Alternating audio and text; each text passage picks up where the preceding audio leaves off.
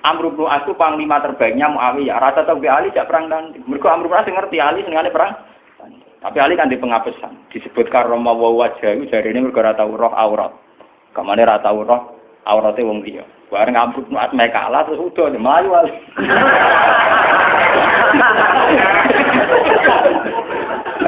Ya ana sing tau kok boten nak ora. Tapi dari kanca kula kurang ajar, berarti ya gak ajar roh. Lah iki kok mlayu mergo roh Abu Bakar sudah tau roh. Berarti tetep tau roh. Maju mergo dari roh, berarti ya tau roh. Tetep tau roh, Gus ra iso ora roh.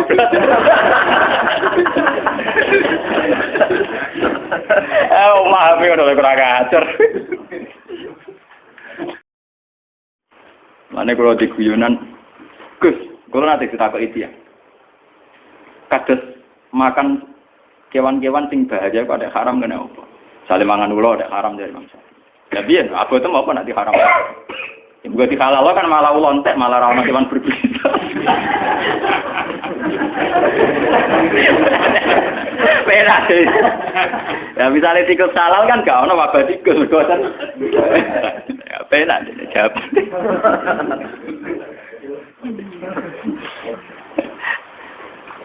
Kata ki ono takwa sing kurang ajar iku kudu ditakon.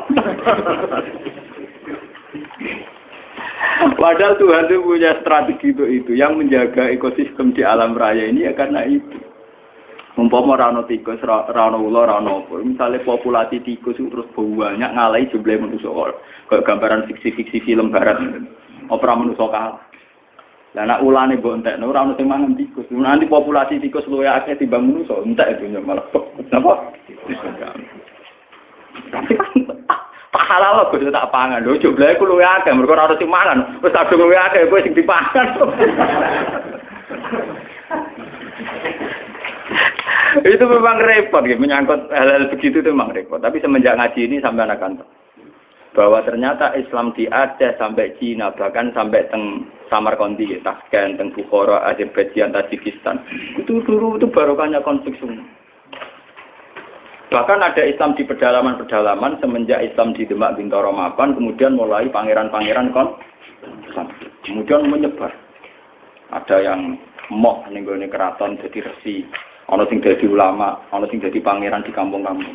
Makanya kayak Diponegoro sejarahnya dia bikin gerakan. Kemudian perilaku hidupnya tintakna gue nulis takrib. Makanya terus yang dikenang beliau punya tulisan tangan apa? Takrib. Nah, mungkin dia nyaman yang keraton, nak malah yang Taman Sari. Jadi ono hikmah ini hingga terus jadi ulama. Itu maksud itu sudah hikmahnya Tuhan. Buat ini kalau teruskan, nah ini guyon ini sing bakat sing ekstrim. Kembali lagi. Lah kenapa orang-orang khawarij, orang-orang soleh itu kemudian secara kriteria masuk surga harusnya masuk surga karena mereka sholat, mereka soleh, mereka ibadah. Tapi ketika mendekati Haudur Rasul, ya mendekati Haudur Rasul, pas diundang Nabi mau masuk haud, dielingno pengiran mat innahum qad ahdatsu ba'da. Mereka itu orang-orang kriminal yang bikin tragedi setelah periode kamu Muhammad. Mereka orang-orang kriminal yang bikin tragedi setelah periode kamu. Tapi saya kenal mereka ya Allah, mereka juga kenal saya. Tidak, harus diusir. Ternyata dosa terbesar mereka adalah tahlilud dam, mudah mengalirkan darah. Justru atas nama agama. Mulane kula nyuwun teng pengajian niki, apapun kondisi kita, wis akhir cocok mbek wong ya wis ra. Pokoke jangan mudah vonis atau menfatwakan halal darah. Misal kira cocok wong nganti sudul langit asal ijek Islam utawa kafir zimmi utawa kafir sing gak harbi wong ra jelas. Misale kula gudeng wong piye wis pateni ya, ora usah dipateni ya mati dhewe. Pokoknya hindari hak mudima, sesuatu sing berbau menghalalkan darah harus napa? Karena kita ini sudah kenyang dengan tragedi-tragedi kemanusiaan atas nama napa? Agama. Lah sampeyan ada nonton TV ini. Rompak-rompak Somalia ku nang masjidnya mewah-mewah mergo kampung Islam. Mergo ngerompakku jenazah digo revolusi gawe negara napa? Mari ora kempro-kemproan. Banyak tragedi-tragedi yang mengatasnamakan apa? Islam. Mergo terminologi agama kan kalau orang salah paham kan gitu. cara bahasa dunia rampok. Misalnya dalam bahasa agama disebut ghanimah. Engko cara terminologi dunia mengatakan itu bojone wong, cara agama kadang diarani amat. Artinya apa? Agama bisa menjelma menjadi anarkis di tangan orang-orang yang tidak tanggung jawab. Paham ya? Karena ada kesamaan istilah. Enggak tuh, sekali diarani ghanimah, makanya wong liya oleh dijaluk to masalah. Paham ya? Sehingga mereka ya makanya banyak cerita-cerita ekstremis Islam yang kemudian berversi polisi pernah garong di toko emas ini, pernah ini itu. Karena mereka sekali meyakini satu keyakinan, nganggep ngono iku goni. Kayak ngeri. Misalnya pemerkosaan terus dianggap amat repot. Ana kerusuhan Mei terus sampai kerusuhan. Itu kan repot. Makanya nggih kula setuju model Islam sing familiar, Islam sing sederhana. Kula nganti mati mboten seneng Islam sing aneh-aneh, sing ekstrem. Anu kula salat sunat yo rapati, kok kula seneng Islam sing umum, kok Islam minimalis. Kula nganti mati seneng. Kula nek ada bojo kula, aku ora seneng kok, misale mbus warga perkara kakean salat sunat ora seneng. Selain kesel yo repot.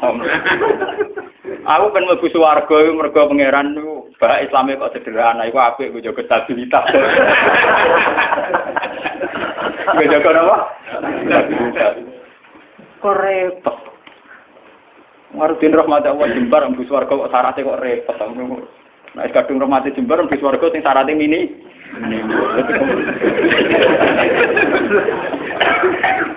Karena kulon saja ini punya hitung-hitungan sejarah, semua tragedi sejarah kemanusiaan dimulai wong-wong khusus. Dan ada kesamaan secara ilmu rasional. Ini yang disebut Cooper. Dalam teori psikologi, seorang Cooper itu cenderung begitu. Jadi nanti kalau terlalu akumulasi kayak kelainan. Jadi kayak nopo misalnya jadi paranoid, asal wong liya layak dicurigai, layak dibunuh. Itu orang-orang soleh. Ya karena memang secara kasat mata Ali itu melahirkan kegaduhan, Muawiyah melahirkan kegaduhan. Tapi kenapa fatwa mereka kemudian halal darah? Jadi sampai kita akan ngalami tuh, misalnya Pak Guyuban Betawi mengusir Gus Dur ke Jakarta, terus siapa mau naburi Gus Dur dia itu kan ya selain tidak Islami juga repot. Kalau tidak cocok ngapain dibiarkan? Toh tidak usah dibunuh juga nanti mati misalnya kan masih bisa disilahin. Kan ada kebenaran yang mujma' alaih, misalnya kita sedekah, kita bangun masjid. Saya tuh sering tuh konsultasi sama orang-orang begitu, saya tanya, kan ada kebenaran yang mujma' alaih, misalnya kita sedekah, kita ada. Ngapain cari kebenaran yang tidak mujma' alaih, yang tidak disepakati ulama. Misalnya kita bunuh si A, sudah tidak mesti benar menurut hukum Tuhan, atau tidak mendesak, apa ada syarat di surga kamu harus bunuh orang itu? Jangan-jangan karena nafsu. Kan enggak mendesak. Nah kalau sampean tanya, tapi dulu zaman sahabat kan sering bunuh-bunuhan zaman perang. Perang itu beda dengan membunuh. Perang itu gentleman, ada depan. Dulu sahabat ngadepi wong kafir ada depan. Nah kalau membunuh menikam dari belakang itu udah perang, udah bunuh-bunuhan, kamu bunuh sepihak. Wong lagi kongkong-kongkong kok patahin. Ada tunggal, mun ada depan kira wani. Perang itu kan ada depan. Makanya yang dialami Nabi dan sahabat itu perang, bukan membunuh. Meskipun efek dari perang membunuh. Ya, tapi membunuh tanpa perang itu kan gak gentleman. Misalnya wong pas ngaji ini dibom, ana wong pas kongkong kaya ning gone warung napa? Itu kan sepihak to. Nah, perang kan ada. Meskipun efek dari perang bunuh gitu. Dia membunuh beda dengan perang. Paham? Itu beda sekali. Nah, kalau orang Khawarij itu gentleman harusnya nantang Ali. Ali kamu itu salah, coba perang tanding sama saya, itu fair. Enggak ngenteni sholat subuh. Bahkan riwayat baca pas sholat dikira rawani, ngenteni pas sujud. Kan nemen oleh nyolong tuh. Gitu kita riwayat pas nopo. Itu kan betapa ada gentleman-nya, enggak kesatria. Sholat sinala yubir mata ini musuhnya pas perang loro tiba ditabak nasi. Engko naik semari perang tanding bener. Saking kesatriane kan. Gitu cerita-cerita lah. Dalam cerita kesatria kalau perang yang satu pedangnya sudah jatuh, enggak diteruskan bunuh kan. Karena tidak kesatria punya pedang melawan yang tidak punya. Gitu. Ini harus jadi sejarah. Nah, Orang-orang yang melahirkan bid'ah terutama yang sampai tahlilul dam ini yang dimaksud Nabi innahum qad ahdatsu ba'da. Mas wong ngono iku ora perlu mlebu swarga, mergo bikin bid'ah sing parah. Ini ku melahirkan apa? Tragedi kemanusiaan. Niki kalau mau teng sarai teng Fathul Bari, jadi bid'ah di sini bukan sekedar bid'ah kados tahlilan ning kuburan, itu bid'ah ringan. Umpama masalah tenan ya orang nganti mlebu neraka. Bid'ah ringan. Niku kelas-kelas ringan. Ini yang disara-sara bid'ah ini itu bid'ah yang sampai tahlilul. Dunger, ya itu kayak yang dilakukan Khawarij. Makanya nggih kula wingi ditamoni kiai-kiai, kata kiai-kiai Rembang sing sowan kula tanya. Gus, Islam di Indonesia cara jenengan piye? Aku jawab, wah Islam Indonesia yang terbaik di dunia yang terbaik. Meskipun ya tidak jelas tapi ya terbaik. Artinya ra jelas itu patokan cekak nganggo pakaian minim nggo rukun ning masjid damai. Lah cara wong Timur Tengah janggal, pakaiane ra Islam kok ora masjid. Engko ning masjid lagi 3 rukuwe bar kok dicoplok meneh patokan cekak. Lah sing cah lanang kiai ini sak ustaze ora keberatan ben ngono. Anggap ae semandang. Mergo nang kiai ini ditakoki, gitu kok ndak kamu tegur itu kan buka aurat di depan umum. Tapi kan sholat, si apik toh. Yang penting kancane orang keterucut si apik awake lah, itu keterucut. Itu aslinya lah. Tapi di Indonesia itu baiknya Islam yang saya katakan terbaik. Kita ini tidak punya tradisi kalau tidak cocok bunuh. Itu tradisi terbaik Islam. Saya rata cocok PKB kayak partai D, rata cocok P3 kayak partai D, rata cocok pondok induk kayak pondok. Ora cocok jamaah toriko apa ya gawe jamaah. Jadi variannya itu ringan kan. Dan itu melahirkan berkah, akhirnya ono tes berkeliaran ning ndi pakanan dan sebagainya itu tidak apa-apa. Gue kalau ngomong jujur itu bagus. Kalau di Timur Tengah tidak ada. Yang namanya kelompok Kurdi ngelawan Saddam ya bunuh. Saddam merespon Kurdi juga bunuh. Ikhwanul Muslimin di Mesir juga begitu. Di Khartoum, di Sudan, di Darfur, di mana-mana begitu. Di Somalia begitu. Islam Indonesia kok. Kan kula ngerti kandhane tiyang Gus wonten kiye boten cocok jenengan. Nek wong Indonesia to nggih wah cocok ya. Paling gremeng tok. Jajal ora cocok wong Kurdi. Nggih to nggih utawa Muhammad. Itu ngeri. Wong Yasir Arafat itu punya menulis buku. Yang semangat bunuh saya itu bukan sekedar musuh-musuh dari Israel, tapi dari kelompok Islam garis keras itu ya semangat sekali ingin bunuh. Nah, itu tulisannya Yasir Arafat. Ya kita memang nggak antian, tapi tidak bisa jadikan model. Kita respect sama perjuangannya Hamas, Ikhwanul Muslimin. Dalam banyak hal mungkin kita cocok. Tapi itu tetap kita punya budaya sendiri. Ya kita punya budaya apa? Ini budaya yang gremeng ini. Daripada ada diudur, gremeng rapopo. Teman-teman gak mati? Gak mati. Tidak apa-apa. Kalau mau catat sarah-sarah nggak. Semua bentuk hak nudima, semua bentuk pencegahan terhadap aliran darah, mengalirnya darah itu harus dibela. Dan itu syariat Islam tertinggi. Buktinya Rasulullah ketika ditawari kafir Quraisy untuk damai, dikenang sebagai sulhul Hudaybiyah. Berarti Nabi kalau perang sudah mentok, tidak ada perdamaian, tidak ada perjanjian. Selama masih mungkin tuh Nabi tidak senang. Makanya ketika kafir Quraisy minta satu perjanjian, ya dituruti sama Nabi sulhul Hudaybiyah. Dulu ketika di Madinah ada piagam Madinah juga dituruti. Jadi perang itu sudah mentok. Islam berusaha semaksimal mungkin supaya perang itu tidak ada, pertumpahan darah tidak ada. Jika dalam fikih ada disebut kafir zimmi, kafir mu'ahad, kafir mustakman. Itu orang-orang kafir yang nggak boleh diperangi karena statusnya tidak harbi. Fikih itu hanya membolehkan perang sama kafir yang memusuhi Islam. Makanya ya waktu ruhum ya kalau mereka merangi wakhrijuhum mimman haitsu akhrajukum. Makanya waqatilul ladzina yuqatilunakum, perangi mereka yang merangi kamu. Tidak ada di Quran qatilul kufar, tidak ada. Perangi alladzina yuqatilun. Maf'ul bihnya jelas, perangi mereka yang merangi kamu. Nah, tapi kemudian Islam didangkalkan, perangi orang kafir itu tidak ada. Ya. Yang ada perangi mereka yang merangi kamu. Dan usirlah mereka yang mengusir kamu. Wa akhrijuhum min haitsu akhrajukum. Itu jelas sekali aturan lainnya apa? Sehingga disebut perang karena berhadapan-hadapan, bukan bunuh nilep. Itu beda sekali kan bunuh. Musuhnya pas turu dipateni, pas sujud kok sing dinali Jadi adik kan orang Khawarij itu tidak cocok Ali terus, ya Ali saya tidak cocok kamu ayo perang tanding, apik, gentle. Kaya Ali rasa cocok Amr bin As tidak perang tanding. Amr bin As itu panglima terbaiknya Muawiyah, rasa cocok Ali tidak perang tanding. Mergo Amr bin As ngerti Ali senengane perang. Tapi Ali kan di pengapesan, disebut karoma wa wajah jarine mergo ora tau roh aurat. Kamane ora tau roh aurate wong liya. Bareng Amr bin As mek kalah terus udah melayu Ali.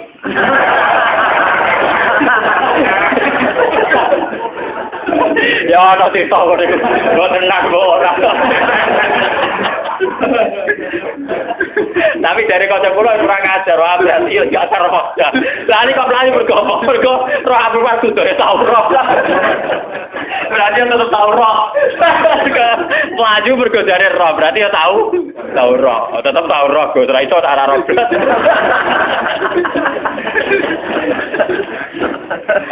Maaf ya udah kurang ajar. Nggak sampean biar tahu kenapa. Ini kan biar sampean tahu kenapa orang-orang soleh yang sudah dekat sama Khaudur Rasul ini kan sudah dekat, sudah sampai ke Khaudur, tapi sama Nabi mau ditarik. Ayo ikut masuk. Terus sama Allah dicegah jangan boleh ikut. Karena mereka melahirkan tragedi setelah kamu, Mas. Yaitu tragedi itu dimulai setelah kabudutnya Sayyidina Ali, Amr bin As, ya, diteruskan kabudutnya Sayyid Husain, ya, habis itu terus sampai periode Timur Leng. Timur Leng malah lucu meneh. Pidato teng kene sakniki teng Konstantinopel ya, daerah kawasan Turki, kawasan dene uga negara Islam, mantan budak. Mulane ora ana pemimpin sejati kecuali saka keluarga budak tong biasa. Ora ana pemimpin sejati ning perang kok keluarga priyayi. Mergo mulai dhisik wong priyayi rapati wani mati, kena riwe kicrat-kicrat. Anak mantan wong cilik kena peso ya biasa ditabuki wong ya napa? Ya, penting nek dadi tokoh. Mergo nekate gak karu. Niku dia filosofinya jelas. Ketika ditanya ingin nyerang Mesir, nyerang Medina, nyerang mana-mana. Sebagaimana hanya ada satu Tuhan, juga harus ada hanya satu raja. Islam. Untung dekne wis sungkan ambek Ibnu Khaldun. Jadi dia itu satu-satunya raja sing kepengin negara Islam sedunia. Raja dhewe dikirimi surat, angger gak melok afiliasi ning kerajaane, dekne diserang. Periode Timur Leng. Ya semua kerajaan dulu memang begitu, kayak Majapahit, angger ana kerajaan kecil disurati, melok utawa diserang. Nah melok ya terima dadi kadipaten. Nah ra gelem melok di ya Timur Leng ya begitu. Nah, dia yang sungkan hanya sama Ibnu Khaldun. Jadi Ibnu Khaldun itu menangi tragedi-tragedi perang. Dia konsultan. Itu begitu di mana-mana begitu. Kerajaan Islam begitu. Nah tragedi perang ini dianggap awaluman sana itu Yazid. Karena yang membunuh sinten? Sayyid sinten? Husain. Namun balik yang cerita Syiah. Karena Syiah itu kecewa dengan selain Husain Ali, maka dalam khazanah Syiah, dalam idola Syiah, itu hanya ada cerita-cerita tentang kesatriaannya Sayyid Husain. Makanya di otak orang Syiah kalau ngadepi Amerika ya perang, ngadepi mana perang, karena mereka tidak punya khazanah referensi sahabat yang lunak-lunak, sahabat yang apian, ora duwe. Mergo cara mereka puas ra kanggo. Ora apa? Paham ya? Terus kaum-kaum Khawarij ini karena mereka soleh, ini sudah dekat ke surga. Ya, sama Allah diingatkan, Mat, mereka tidak layak bersandingan dengan kamu. Innahum qad ahdatsu napa? Nah, lewat ngaji ini sampean kula kairo nggih, ahdatsu itu bukan sekedar bid'ah kayak tahlil, kayak klaimnya Wahabi itu. Kalau Wahabi itu berlebihan. Mosok wong ziarah kubur dihukumi syirik, wong tahlil dihukumi apa? Nak cara kula, itu ngukumi syirik itu yang ekstrim lah. Dosa besar yang ekstrim, kayak yang bunuh. Saya berani bersumpah, saya itu kalau selain bunuh itu kula masih, kalau bunuh itu memang ngeri itu. Satu orang punya keluarga. Mulai cilik di rumah gede-gede kok pateni. Mulane dhisik Nabi Sufu Bedia pinter. Nabi Sufyan Budi Nabi Sufyan jenenge Hindu. Itu nak kurang ajare pol, kita ngunyah-ngunyah jantungnya saya sinten. Niku pas ketemu Nabi pas Fatu Mekah nih. Mas, aku ben Islam damai. Aku mau perang ya. Gue saiki impas Mas. Aku mateni dalam pirang-pirang, ge mateni balaku pirang-pirang. Niku orang Arab dulu itu terus mengembangkan satu pegangan hidup. Istilah nurabbihim sifaron wa qataltumuhum kibaron. Lewat cilik tak rumah, tak timang-timang, gede-gede buat patah. Sebab itu dosa membunuh harus kita anggap akbaril kabair. Karena logikanya kan nurobi imsihoron, watak wakotal tubuhum napa? Gitu. Cilik digolek no bedan dukun ditimang-timang kena nyamuk era oleh. Arah kelar tuku susu direwangi adol beras, direwangi utang-utang tong. Gede-gede dipah. Mau perkara ziarah kubur, perkara bidah ngono wae. Iku beno wae. Ndak nganti-nganti patok. Paham ya? Sesat aweh. Lah misale karep kula nu ya dihukumi sing ringan. Nah misale ra cocok, misale kelompok Wahabi apa Salafi apa ora cocok ziarah kubur anggap orang kurang kerjaan kan ringan to. Hukumi ngono apa abote? Kita dihukumi orang gak jelas. Ora ana hukumi ku sirik. Wong kula sering nanti cerita nang kanca kula nu wong alim iso maca Fathul Mu'in niku mara Mekah. Dok kantor imigrasi tasik konangan nggo kitab Sawarikul Anwar, kitab Wasilah Said Muhammad. Enggak cara Wahabi ya sirik. Niku kitab tidak polisi Wahabi. Bariku dilebokno kantor, kon maca syahadat. Wong alim iso maca kitab di syahadat meneh. Aku lagi iku Gus urip-urip maca syahadat gak ikhlas. Dibaptis, kenapa? Islam mulai buai maca kitab cuwangi dibaptis kan maca apa? Mergo dianggap sih. Lah kok tak maca tapi gelo. Ayo foto data tuh gelo kok. Dene mati ra ubet. Mulane kula nak dihukumi, kula sering takoki tiang-tiang, Gus hukume ngaten. Wingi tangga kula wonten teng Kabundut. Kula akan nyolati teng musala kula nggih. Keluargane teng ngene. Lah mudin situ kang ngurusi jenazah mudin. Sowan Gus. Kula mudine tuwa, sering tak Gus. Senengane ngenterong mati gak gelem mati.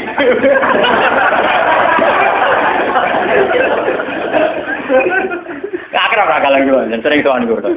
Niku kancane bapak. Dereng dipanggil kok. Gak tau mati aku lah mau dadi mudin nek mati malah lara. Malah ra ono sing naut kan. Seneng jo kiai niku lho, mergo bagian talqin tak bagian ndekne kula mboten nate purun talqin. Pertama toko-toko darani wis bae ngene piye. Dadi tak kandhani. Waktu kabeh aku mudin mari nganggur. Kami kula konsekuen, keluargane kondo. Engko jatah sangu kaya mudin. Niku tanggal tenggu Gus. Wonten tangga niku nak salat niku madhep ngetan sak desa namung setunggal mbok aliran kepercayaan mbono niku cara jenengan sepuni jek ben nak mati sakniki pun tuwa niku disolati napa mboten oh nek jenengan takoki salat ra salat iku jeringan penting aja takoki sirik ta ora ning arepe wong akeh lho jam nggih kata ngomong sing semangat darani sirik nggih kan oh aku paling ra semangat darani hukum sirik ambek ra sirik ana salat ora salat ringan. Saya ngungkumi rasa solati, maksudnya rasa solat kon anak yo bentuk. Karena keekstriman itu memang ya nyun saya itu tidak sependapat dengan Wahabi itu. Wahabi itu paling gampang pakai terminologi ini sirik ini sirik itu.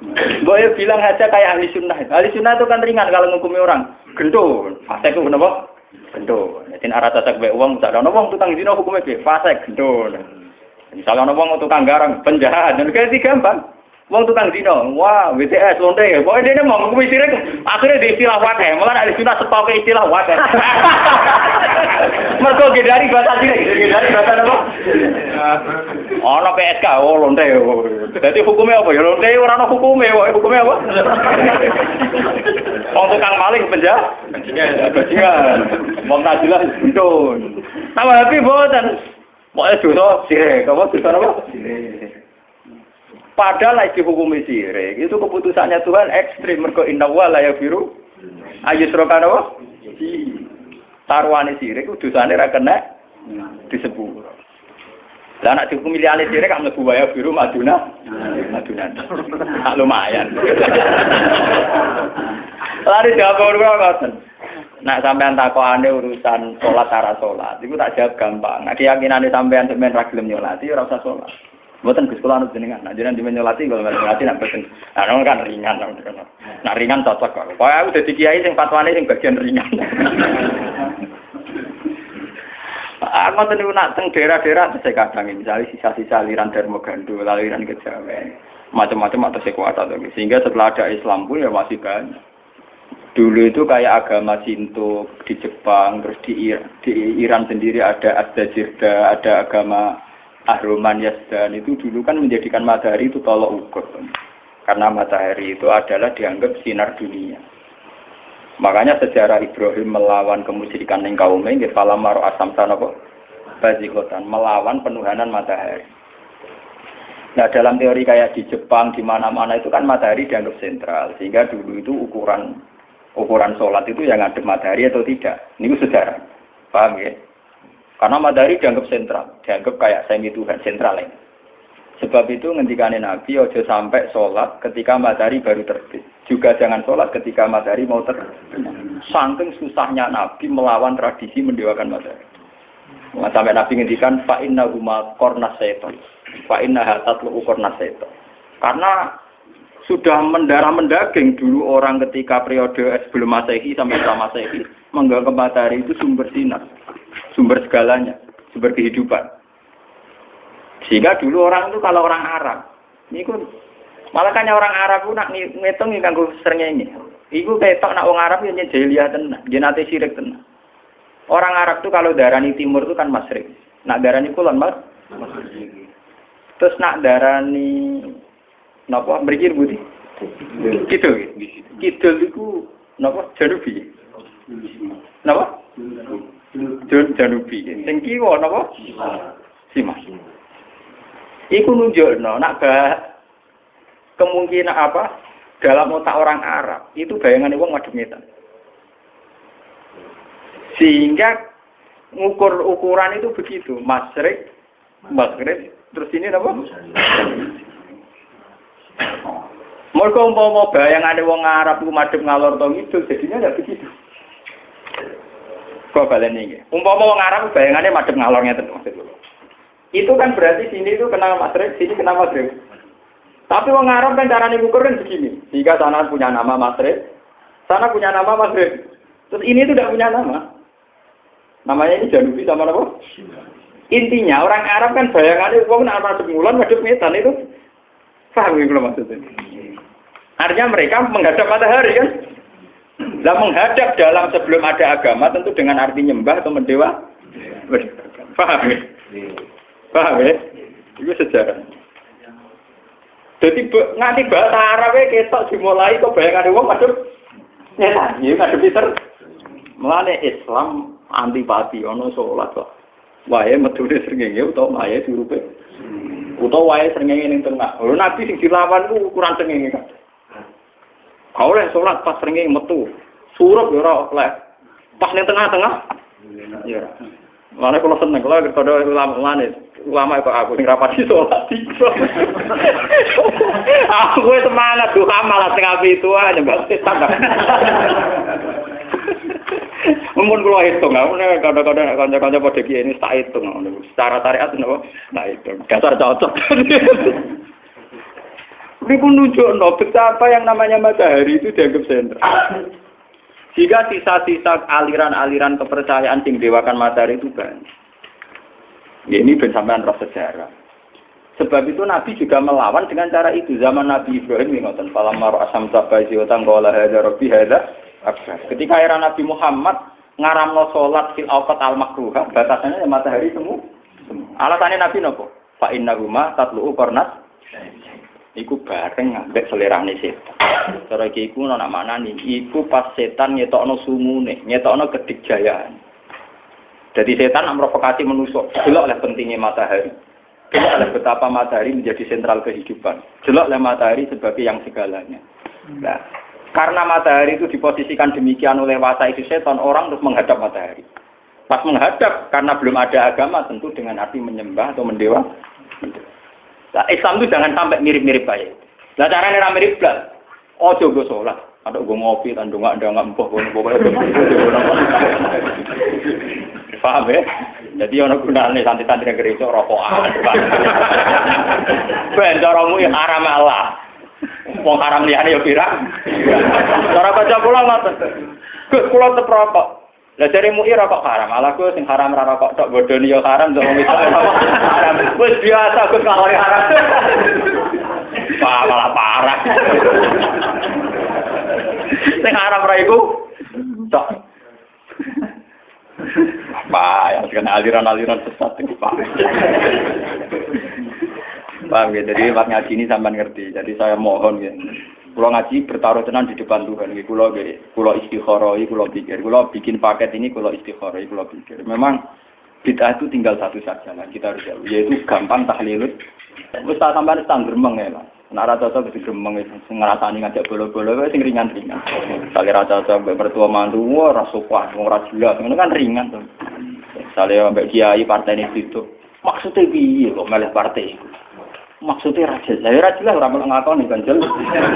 Kanggo sing nglakoni ya jelas hitung-hitungane to.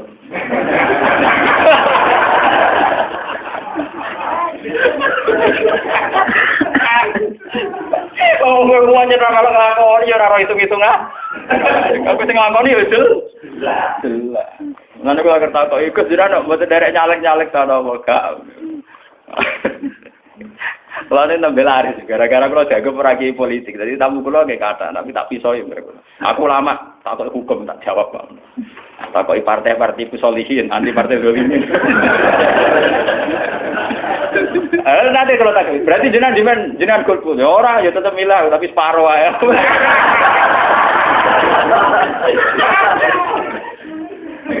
Napa? Separuh. Pun kalau terus nage. Eleng-eleng ya, inna qad ahdatsu.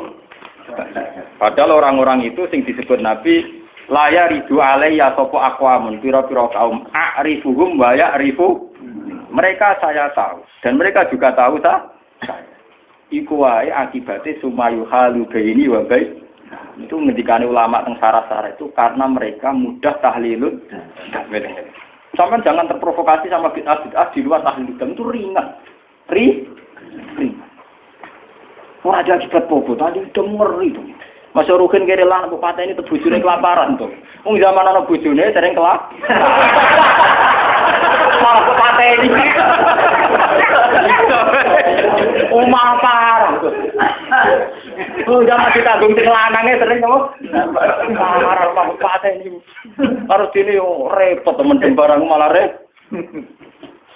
Soalnya ini pesawat, lagi untuk ono ganti ini. Tapi kan gak mungkin ini. Beri Al-Fatihah.